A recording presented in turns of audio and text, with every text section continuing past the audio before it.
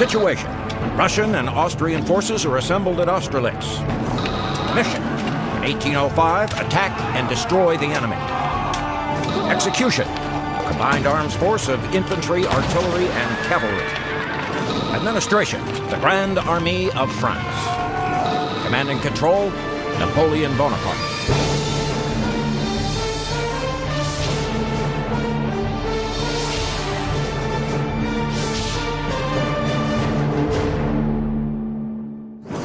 I'm Captain Dale Dye.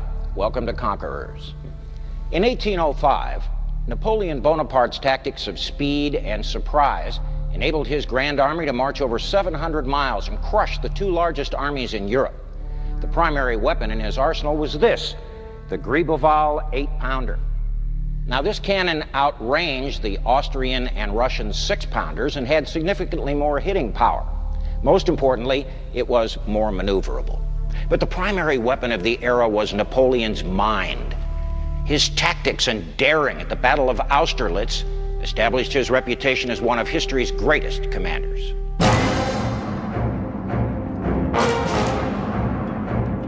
To December 1805, Napoleon Bonaparte, Emperor of France, sat on his horse overlooking a field shrouded in fog. His men were about to engage the Allied forces of Austria and Russia near the small town of Austerlitz. Nearly 200,000 soldiers would fight in the most remarkable battle in Napoleon's epic career. Here, he'd set a grand trap. Here, he'd win his greatest victory. As the sun broke through the fog, revealing the gleaming bayonets, Napoleon's hour of glory had arrived. If someone were to ask me, what one battle in history should I study to learn about military brilliance, about how to lead men, Austerlitz would be the battle I would choose. I mean, it's really impossible to understate how enormous Napoleon becomes in the minds of the generals that will follow him. He exerts a tremendous influence on the American Civil War. Every American general sees in himself that he wants to be the next Napoleon. Napoleon Bonaparte's rise through the military ranks and his incredible victories had made him a legend like his heroes, Alexander and Caesar. By December 1799, his skills as a military tactician and rallier of men had allowed him to become the ruler of France. He'd conquered Egypt, most of Italy, implemented civil codes, and even a new tax system. Then, in 1800, France defeated the Austrian army in Italy and Germany, making Napoleon the most powerful and feared man in Europe. Napoleon is the most controversial figure in Europe at this time. And the opinions about him vary widely. I mean, some of his most inveterate enemies can't help but admire him. Ideologically, Napoleon is seen as the son of the French Revolution. So in all the conservative quarters of Europe, he's loathed. Many people feel he's really the Antichrist. On 2 December 1804, Napoleon Bonaparte crowned himself Emperor of the French. It sent shockwaves throughout Europe. The First Council of the Revolution was now creating his own monarchy. The true blue bloods of Europe couldn't have that. What would be next? The conquest of their kingdoms? To many people, he was an amazing person. People flocked to Paris to try to catch a glimpse of this stunning young man who had risen from obscurity to become the leader of one of the great countries of Europe. What they learned by 1805, of course, was that not only was Napoleon this meteor streaking to the top of power in France, but he was a great commander that they could not ignore if they ever chose to take him on. At the beginning of 1805, Napoleon was stationed with his army of 210,000 men at the port of Boulogne, waiting for conditions to be right to invade England. His hatred of the British, the only nation to hand him his worst defeats, became an obsession. England was determined to get rid of Napoleon. There had been a number of assassination attempts, and it was the British who were financing and organizing that. So Napoleon eventually realized he had to either have a peace treaty with England or he had to conquer England. Well, he tried a peace treaty. In 1802, there was the Peace of Amiens. Ultimately, it was England that refused to withdraw forces from Malta as per the treaty, and so Napoleon decided, well, then I must conquer England. They had trained for a war that was coming, they thought, with England. Every day, there would be battalion drills. Every other day in the morning, there would be live firing exercises.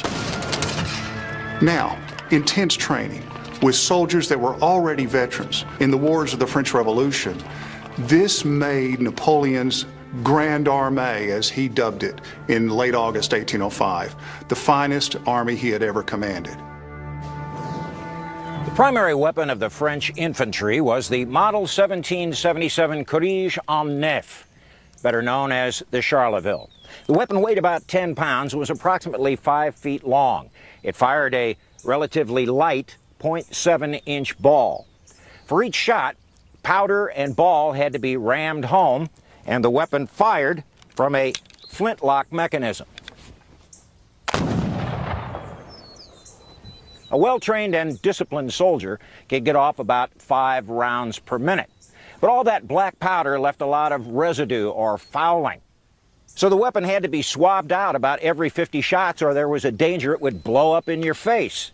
If there wasn't any water readily at hand, soldiers simply urinated into the bore and used the acid in the urine to clean it out.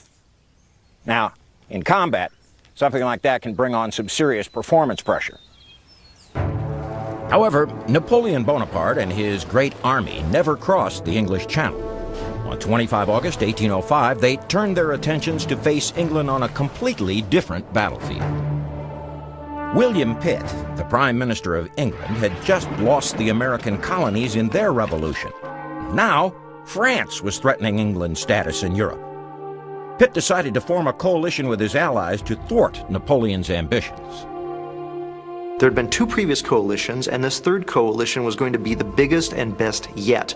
Russia got involved because the Tsar, Alexander, believed that he was a messiah that was going to re-energize and restore Europe's old order after the French Revolution. Tsar Alexander was only 27 years old. He was susceptible to flattery and to toadies and sycophants who surrounded him. He believed that he was going to be a great general, but he had no background or had never studied warfare or the military like Napoleon had. The final leader of the Third Coalition was Francis I, the Habsburg Emperor of Austria.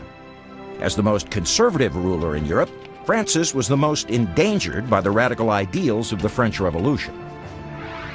He'd been badly beaten by the French in 1800, and now Francis saw his chance for revenge. William Pitt paid the Austrians and Russians in gold to crush the newly crowned French emperor on land, while 175 British warships would continue to hold off Napoleon by sea.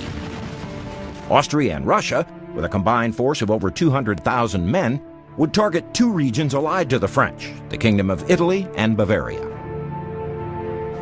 Inevitably, with a plan of that magnitude, Napoleon's network of spies soon sent word back to their emperor. Napoleon was always a step ahead of everyone. This master tactician would use Europe as his chessboard to demolish his enemies. On 8 September 1805, General Karl Mack led 72,000 Austrian soldiers into Bavaria. At the same time, coalition forces captured Hanover and invaded Italy. The Third Coalition had made their move to attack the French from all angles. With twice as many men, horses, and cannons as Napoleon, they seemed unbeatable. Napoleon at once saw a flaw in the Allied plan. Their forces were widely dispersed across the continent. Communication and coordination between these multilingual armies would be almost impossible. By moving quickly from his coastal camp, he could strike at the Austrians before the Russian army could even arrive. He turns his army around and marches it straight east. Unbelievably in complete secrecy, he seals borders, he shuts down newspapers, he sends out bulletins about how wonderful things are on the coast. He leaves some soldiers there to give the impression that he's there. In 40 days, he manages to march all the way across to the front. where the Austrians and the Russians are beginning to put their groups together. It's an amazing thing. No one had ever done anything like it. This speed was achieved because Napoleon had reorganized his army. Instead of one massive force, he created 7 corps. Each corps was a self-contained army in miniature, led by a marshal who was capable of making independent decisions. A corps would have its own staff, its own infantry, cavalry, artillery, supply lines, and even medical teams. This corps system would be the key in helping Napoleon defend his country and conquer new lands. The idea was, though, that they would never be more than a 24-hour march from each other. So if one got in trouble, another one could quickly come in to save the day. That was a far better system for maneuver than the Russian and Austrian systems, which were an old system based on a very central command and requiring enormously difficult communication lines from time to time. But the main thing that the French had that the other folks didn't, of course, was Napoleon himself. The Duke of Wellington is believed to have said at one time that Napoleon's hat on a battlefield was worth 50,000 men.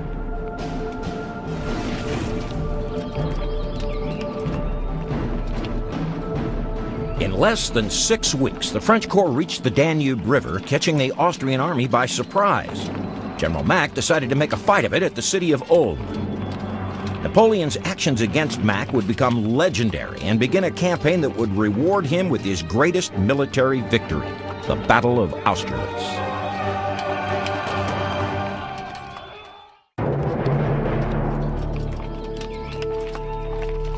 August 1805. Napoleon had marched his great army in secret to defend France from their new enemy, the Third Coalition.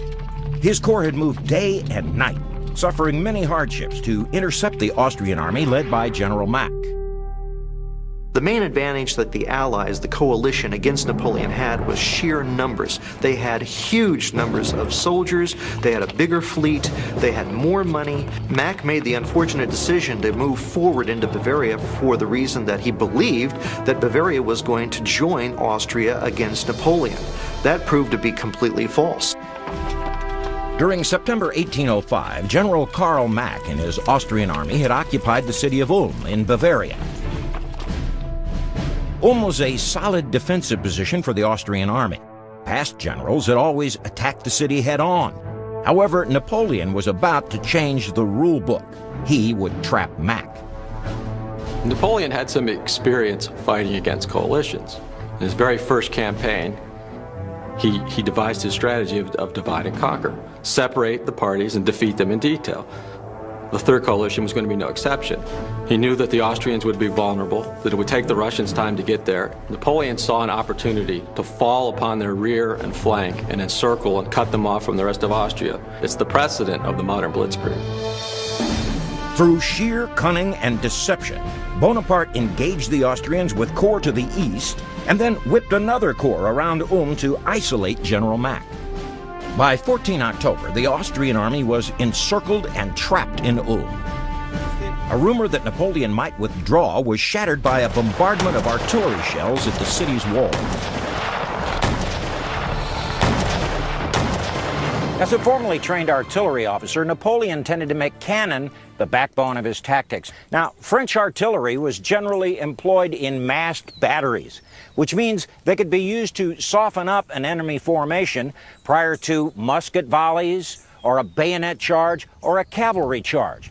Intense gun crew training allowed Napoleon's batteries to maneuver at high speed, which means that they could be used to reinforce a weak point in a defensive line or to hammer a hole in an enemy formation. Now, French artillery was generally classified as 4-pounder, 6-pounder, 8-pounder, or 12-pounder, depending on the size of the projectile that it fired. Maximum effective ranges? Somewhere out between 600 and 800 meters. Now, let's see what all this French noise is about. General Mack hoped that his soldiers could hold the French back until 40,000 Russians came marching to their rescue. Unbelievably, the Third Coalition had made a major scheduling error. At the turn of the 19th century, Russia was still using the Julian calendar system, in which dates were 12 days later than the European Gregorian calendar. In their haste and overconfidence, no one in the Allied command had bothered to remember this. General Mack is convinced that the Russians will be coming to his aid just any old time now, and in fact they were almost 200 miles away. Well, that's a disaster, as you can well imagine. On 20 October 1805, General Mack finally surrendered the city of Ulm. 27,000 men and 67 cannons were now Napoleon's prisoners. Mack had lost half of his entire Austrian army. One of the things that became a famous saying after this campaign against Ulm was the fact that the French soldier said their emperor defeated enemies with their legs instead of their arms. Just by marching, just by swinging wide around Mack, they were able to cause his defeat. And it certainly was unprecedented and something no one had seen in Europe up to that time. For this disaster at Ulm, Mack became known as the unfortunate General Mack. He was in fact court-martialed and sentenced to death for this disaster. Now, nothing stood between Napoleon and Vienna. On 14 November 1805, Napoleon led his soldiers into the capital of the ancient Austrian Empire. Emperor Francis had fled, leaving his palaces and gardens to the enemy. Bonaparte triumphantly paraded through the streets. 2 months before, he'd been encamped at the English Channel. Now, the Viennese elders were giving him the keys to their city. However, his triumph was overshadowed by the news of a disaster. Napoleon's navy had been crushed at the Battle of Trafalgar. No longer could he easily go to North Africa, no longer could he go to the Middle East, no longer could he go to his colonies in North America without encountering the British fleet. All ideas of invading England were off the table, and what that meant was he looked eastward in the same way that Hitler did. Napoleon ordered his troops to push further into Europe, to where the coalition forces were encamped outside of the Moravian town of Austerlitz. It would be a dangerous move. After spending several weeks in camp, the Great Army was starting to wonder if maybe they'd marched into a trap. With winter fast approaching, the conquest of Austria might be Napoleon's undoing. It had been terrible for more than a month. The army had suffered horribly from straggling, and the men were hungry, and the numbers continued to shrink daily. The French army was surrounded by a hostile population. Coalition forces were stationed to the north, and Austrian reinforcements were expected to march up from battlefields in Italy to the south. Despite the terrific victory at Ulm, Napoleon was not in the best of situations. He needed a battle. He needed to defeat the Russians and what remained of the Austrians, and he needed a conclusion to this campaign. And there's also the matter of his image. If he leaves now without another great victory, then people are going to say, well, okay, he surprised General Mack at Ulm. Mack was a fool to allow that to happen. But when he was faced with the main Austrian and Russian forces, he turned tail and ran. You know, some people might say that Napoleon was taking a big gamble by staying and fighting the Allied forces. I don't think so. Napoleon's best option was to stay and fight, to seek one victory that would force a lasting peace. Napoleon continued to lead his men east, further into enemy territory. On 20 November at Rausnitz, 2 divisions of French cavalry were attacked by 6,000 Russian horsemen who were looking to surprise Napoleon's flanks. These mounted Russian cuirassiers carried a vicious 32-inch straight thrusting saber known as a palache.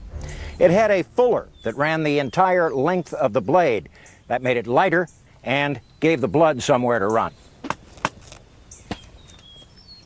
These Russian cavalry were also armed with a brace of flintlock pistols like this one for when times got bad, and they did.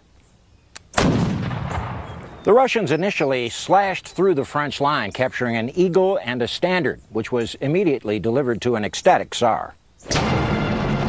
However, after the initial surge, the French stopped the advance of the Russian cavalry due to their superior swordsmanship. The French were heavily outnumbered, but their disciplined charges forced the Russians back to their camp. It was a minor but important victory for Napoleon.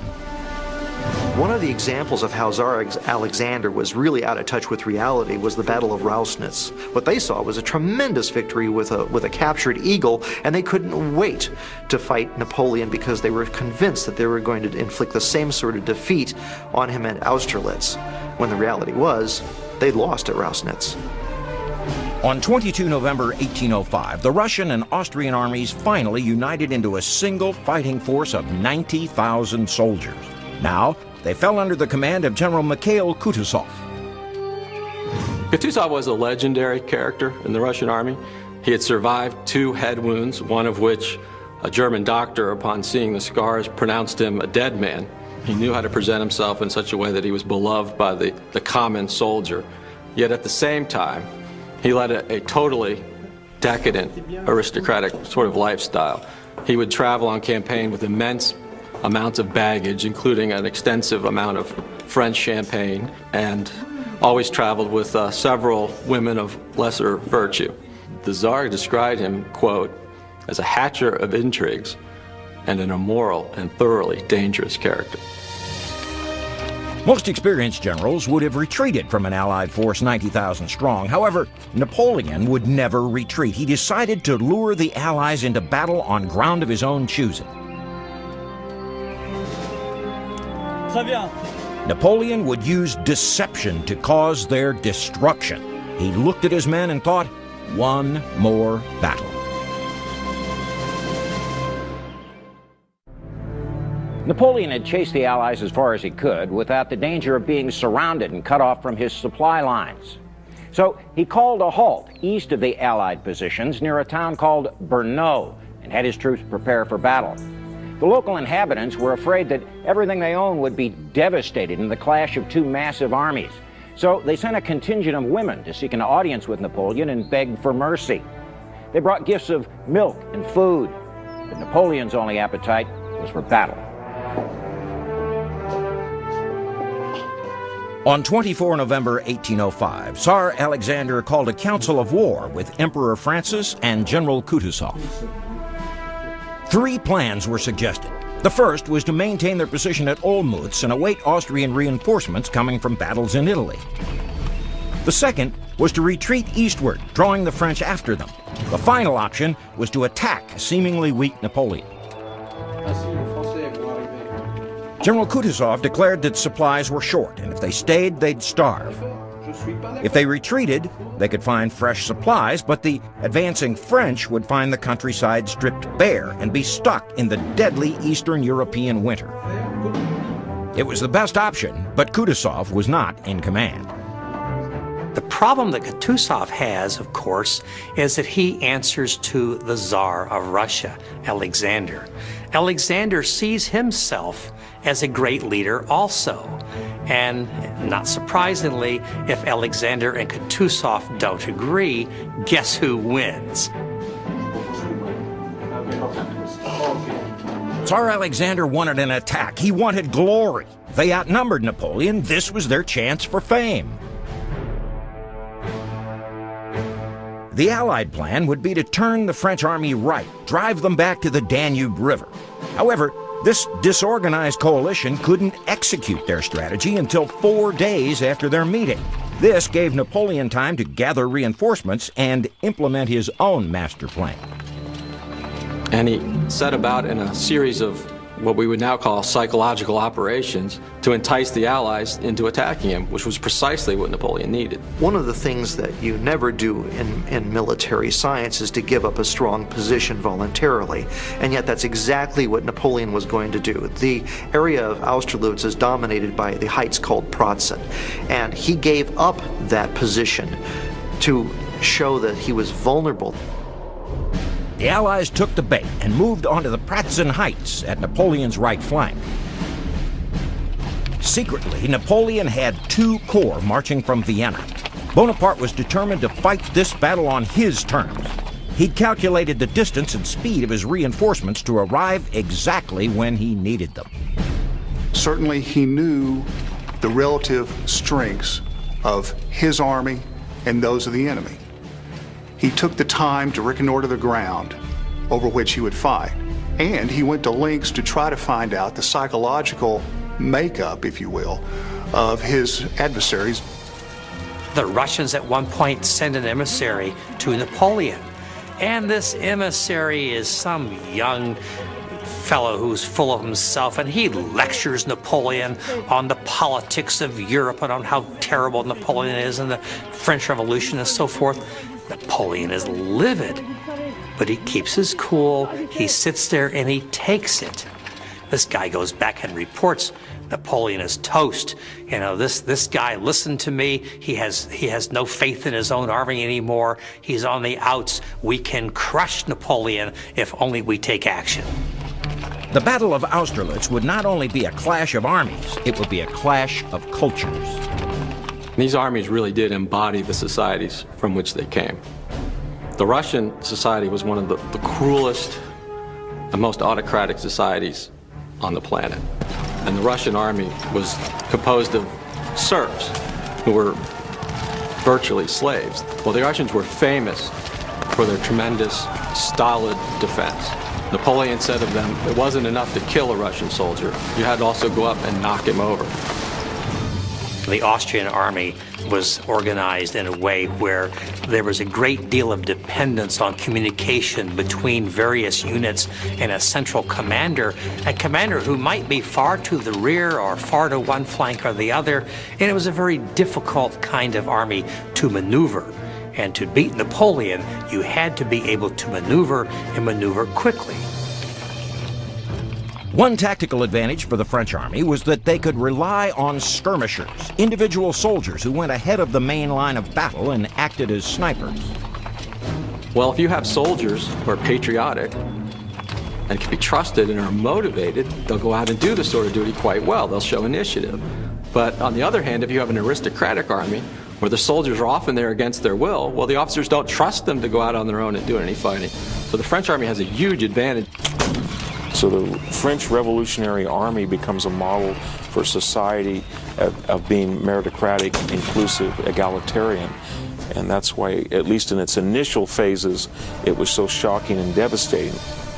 On a cold, misty night before the battle, Napoleon Bonaparte rode among his soldiers. It was the eve of the first anniversary of his coronation as Emperor of France. One of the grenadiers of the line regiments takes up a torch, lights it to be his escort to show him the way. Well, that's taken up by another, which is taken up by another, which is taken up by other groups until there are thousands of these torches lit as the emperor makes his way along the lines to the cries of Vive l'Empereur. And until you get this incredible scene of the army being around this beloved general. What's the incredible thing about that story is how that is misinterpreted on the Allied side. Is that even though they see all these torches, even though they hear all this noise, they misinterpret this to meaning that the French army is retreating. Napoleon was genuinely moved by this surprise spectacle. He'd call it the greatest night of my life.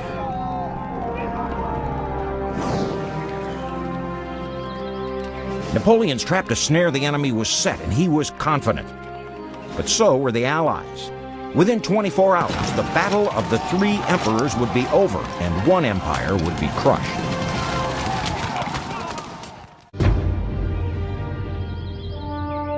On 2 December 1805, both armies woke to a great fog covering the battlefield. Napoleon had anticipated that fog might cover his troops, helping in his surprise tactics. So far, that gamble had paid off. The Battle of Austerlitz would stretch over an 8-mile radius, through several villages, streams, churches, and an old pheasantry. Today, the walls of the pheasantry are said to mark the places where Napoleon emplaced his cannons, aimed toward the Allies up on Pratzen Hill. Napoleon had a great eye for terrain, and he'd handpicked this location to launch his most daring battle plan. He'd not only try to control his own men's actions, but those of his opponents. Napoleon maneuvered his army into 3 areas. The north, at Santon Hill, was to be held at all costs by Marshal Lannes's 5th Corps and Marshal Bernadotte's 1st Corps.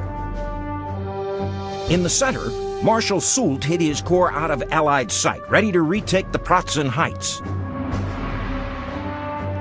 The French Imperial Guard would be held in reserve, back there in the fog, as a surprise. To the south, General Legrand had just 12,000 soldiers between the villages of Telnitz and Sokolnitz. This weak right flank was intended to draw the Allies into Napoleon's trap. Confusion and disorganization continued to trouble the Allies. Thick fog that welcomed them in the morning added to the chaos as they tried to maneuver into position. From his command post on the Pratzen Heights, Tsar Alexander, eager for victory, ordered the Allies down off the high ground toward Napoleon's weak right flank. They'd taken the bait. At 0600, an Austrian guard of 5,000 men attacked the village of Telnitz. As they marched through the mist, the French opened fire with their Charleville muskets.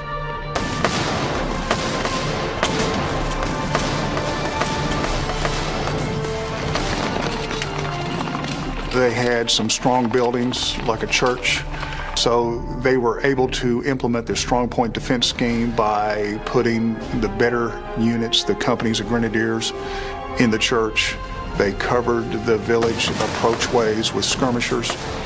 They then allowed the enemy forces to enter the village and then be counterattacked and trapped in the town, and they inflicted horrible damage on them. After an hour, the French had forced the Austrians out. Even though the French were heavily outnumbered, they held their ground, picking off Austrians with great accuracy. Then, 14 squadrons of Allied cavalry rode through the village. The French retreated, and word was sent back to the 2 emperors. The Allied plan had worked. Those people who were unable to escape just before the battle in these villages like Telnitz and Sokolnitz are suddenly in the middle of a battle where they could be killed by cannonballs, by fire. Men are charging into their homes. During the battle and afterwards, their homes are filled by dead and wounded. It was a miserable, horrible situation. But confusion was rampant in the Allied ranks. Maps were still being drawn up, and instructions had to be translated. Austrian divisions then slowly arrived at the town of Sokolnitz. The giant granary building became the center of the fight and was fiercely contested. At this point, it seemed that the Allies still had the upper hand. From his command post on Zuran Hill, Napoleon carefully watched the Allied movement and timing. Napoleon would have a surprise waiting for them. Napoleon's right flank was secured thanks to the heroic forced march of members of Marshal Davout's 3rd Corps, who executed one of the most staggeringly arduous forced marches in military history, 70 miles in less than 48 hours. They arrived on the battlefield absolutely exhausted. Over half the men were not present, but still trying to get there. So far, Napoleon's enemy was behaving like they were conducting maneuvers on his orders. Napoleon had wanted the enemy to attack his weak right, and they did. Thanks to the forced march, he now had enough troops to defend it, and for his own plan, an attack on the Pratzen Heights. He knew that the men wanted something more than an ordinary victory. And so his battle plan was to give them an extraordinary victory. He was going to let the enemy throw themselves on him, and in the process of doing that, open up themselves for the riposte, and that counterattack would have the effect of splitting the Allied army in 2 and utterly destroying it. Napoleon watched from his command post, waiting to spring his trap at exactly the right time. Still hidden in the fog at the bottom of the valley below the Pratzen Heights were the 2 divisions, totaling 17,000 men. When asked how long it would take for his hidden soldiers to attack and take the all-important center, Marshal Soult replied, "Less than 20 minutes, sire." Napoleon gave the order to advance.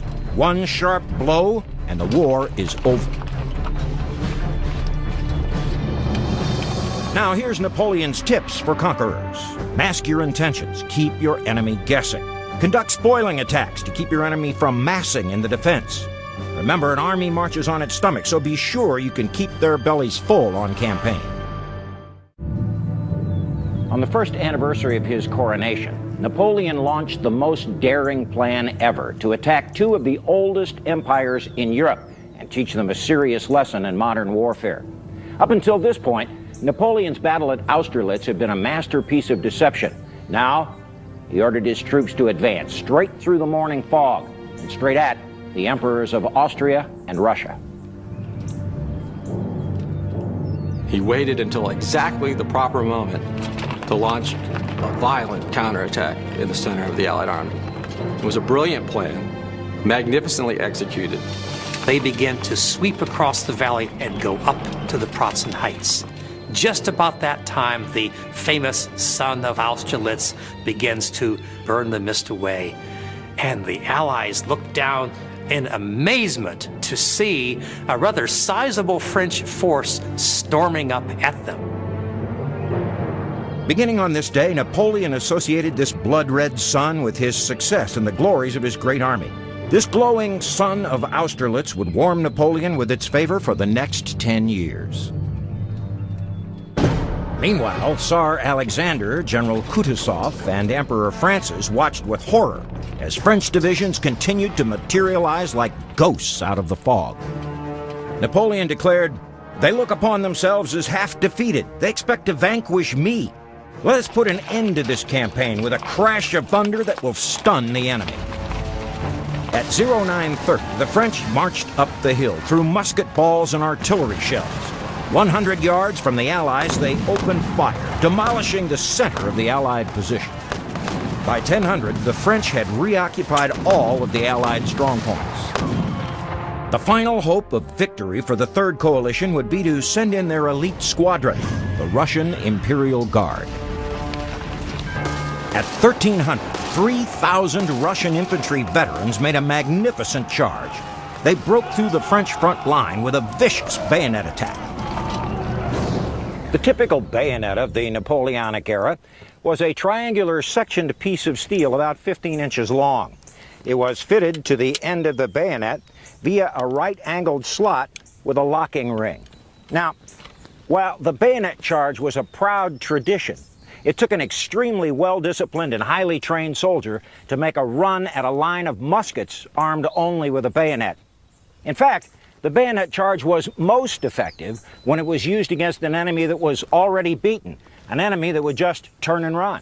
Ah! Of course, when two soldiers actually did meet at bayonet point on the battlefield, all of that textbook move and fancy footwork went right out the window. It was stab, slash, jab, smash, gouge, rip, anything that'd keep you alive for the next 30 seconds. A charge by Russian cavalry exploited this breakthrough as the French retreated off the Pratzen Heights. Napoleon immediately called in an extra division, the Mameluke cavalry. The Mamelukes were almost a living souvenir of Napoleon's famous expedition to Egypt. And they were most noted for their famed weapon, which was a curved sword known as the scimitar. They were the most vicious and effective fighters on horseback that one could possibly imagine. In the course of their action, they utterly demolished one squadron of the Tsar's finest horsemen. There's even one story about a trooper named Mustafa that cut off the head of a standard bearer of the 3rd Squadron of the Chevalier Guards, took the color, and for that was given the Légion d'Honneur. For 15 minutes, smoke shrouded the fighting from the straining eyes of all three emperors. When the smoke finally cleared, the French grenadiers and the Mamelukes had slaughtered the Russians. Napoleon was brought back a standard and 1,000 prisoners, including a prince. The Allied center was officially destroyed. Now, Marshal Soult's soldiers faced south in an attempt to turn the Allied left flank. Suddenly, they find themselves with the French in the center on the Pratzen Heights. The right flank of Napoleon is over here, and the Austrians are caught in the middle. It's a hammer against an anvil, and the Austrian army is absolutely decimated. As the French got closer, hand-to-hand combat began once more. Bayonets stabbed and gouged, fists flew, much to the outrage of the French. They just stopped taking prisoners and started slaughtering entire units of Russians, stripping them of their clothes and boots. The French pushed forward, blocking the main avenue of retreat for the weary Allies. The fastest way out of danger would be across the frozen Sachin Lake. Napoleon watched from the little chapel of St. Antonin as the chaos began. The Russian and Austrian retreat over the frozen lake is another one of those sort of propaganda myth moments of the battle. When you read many of the French accounts, well, you have 5,000, 6,000, 7,000 guys falling through the ice in this dramatic moment. One particular source, I believe he's Austrian, says that soon after the battle those ponds were drained and there was only 2 bodies found. So here on the one hand, you have this legend of the ponds where these thousands of fleeing soldiers are finding their icy death, and on the other extreme, there's only 2 bodies to be found. Certainly the truth lies somewhere in between. By 1700, the Battle of Austerlitz was over. 15,000 Allies fell victim and 12,000 were taken prisoner. Only 1,300 Frenchmen lost their lives. Tsar Alexander had pressed to fight this battle. Had he followed Kutuzov's advice, the fate of the Third Coalition and Napoleon might have been very different. The sheer disparity in casualties is certainly a strong argument for how brilliant Napoleon's plan was. But also, one of the most important things is the number of flags that were captured from the enemy and the number of cannons. Remember that these were aristocratic armies. Honor was everything. And for an infantry regiment or a cavalry regiment, their flag, their standard, was an enormous symbol. It was an absolute disgrace to lose it. Napoleon, the first thing he wanted to know after battle wasn't how many did we kill, but how many flags have we got, how many cannons have we captured. That's how he knew how badly beaten the enemy was.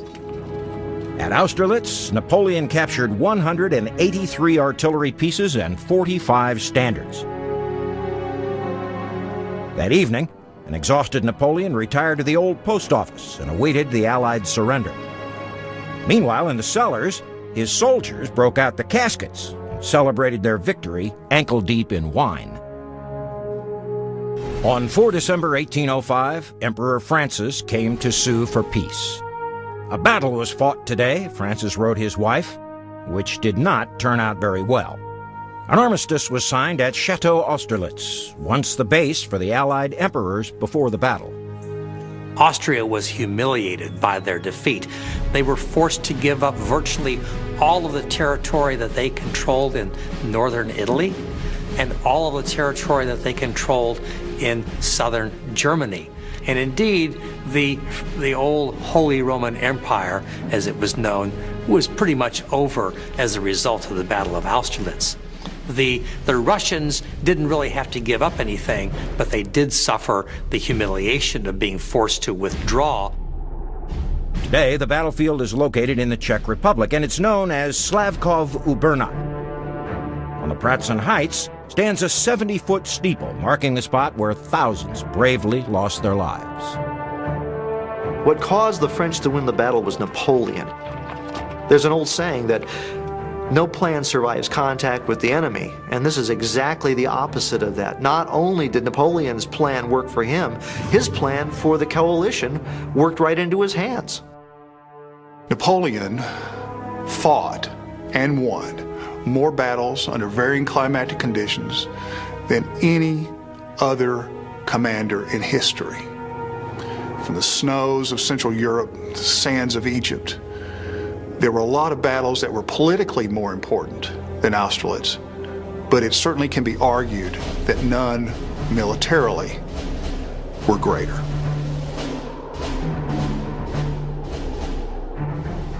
Napoleon had conquered Austria and regained Italy. His battle plan at Austerlitz had elevated his legend to new heights. He was never more admired or feared. Napoleon had seemingly risked everything and yet won his greatest victory. It would be the defining moment in an otherwise unequaled military career. I'm Captain Dale Dye. Thanks for watching Conquerors.